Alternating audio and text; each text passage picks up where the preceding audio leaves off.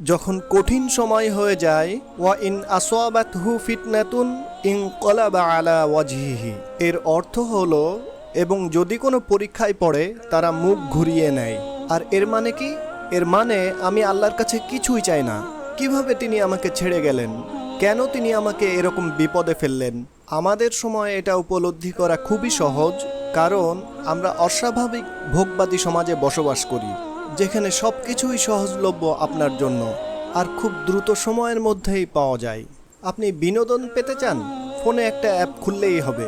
কিছু কিনতে চান, জাস্ট অনলাইনে অর্ডার করুন, এটা আপনার ঘরে পৌঁছে যাবে। সব কিছুই কষ্ট ছাড়া পাওয়া যায় এবং সব কিছুই সাথে সাথে পাওয়া যায়। আপনি কিছু চাইছেন, আপনাকে সেটার কাছে যেতে হবে না, সেটাই আপনার কাছে আসবে। অর্থাৎ আমাদের এখন আপ্যায়িত হওয়ার অভ্যাস হয়ে গিয়েছে। আপনার একটা অর্ডার যদি 2 থেকে 3 দিনের জন্য দেরি হয়, তবে আপনি তাকে 1 স্টার, থামস ডাউন বা খারাপ রেটিং দিচ্ছেন।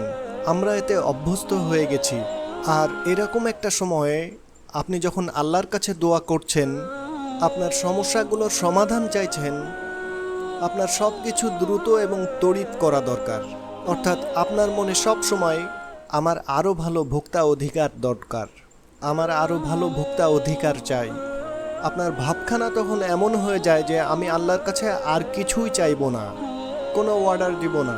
আপনি এখন ক্রেতার মতো সুবিধা পেতে চান আল্লাহর কাছ থেকে।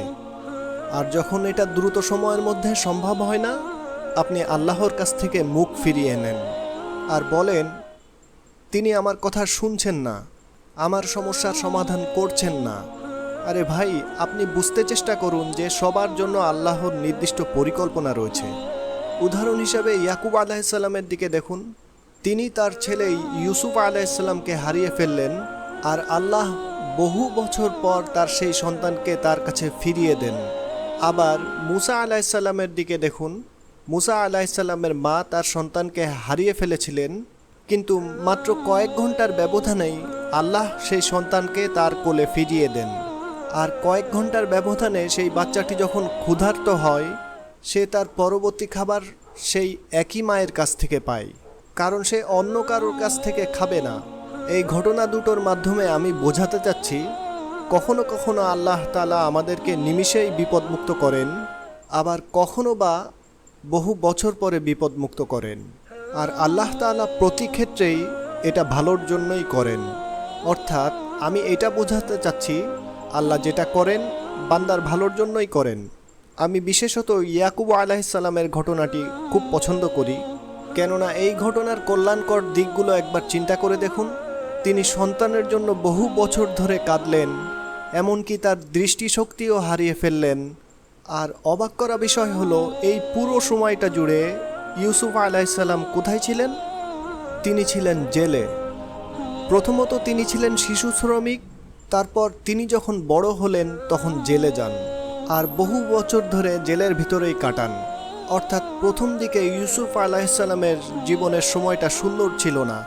আর এরপরে যখন তিনি রাজার স্বপ্নের অর্থ বলেন, আর সেই স্বপ্নের অর্থ ছিল এরকম যে পুরো অর্থনীতিতে 7 বছর ধস নামবে, মানুষজন দুর্ভিক্ষে মারা যাবে, একজনই তখন সেই সমস্যার সমাধান জানতেন, আর তিনি হলেন ইউসুফ আলাইহিসসালাম। যদি তিনি জেলে না থাকতেন তাহলে রাজাকে সাহায্য করতে পারতেন না। বুঝতে পেরেছেন? যদি ইউসুফ আলাইহিসসালাম তার বাবা ইয়াকুব আলাইহিসসালামের সাথে পুরোটা সময় কাটাতেন, তাহলে এমন ঘটনা ঘটতো না। তাই এখন যেহেতু তিনি সেখানে রয়েছেন এবং স্বপ্নের ব্যাখ্যা দেন, আর তাই তিনি বলেন, আমিই পারবো সমস্যার সমাধান করতে, আমাকে সম্পদ রক্ষার দায়িত্ব দিন।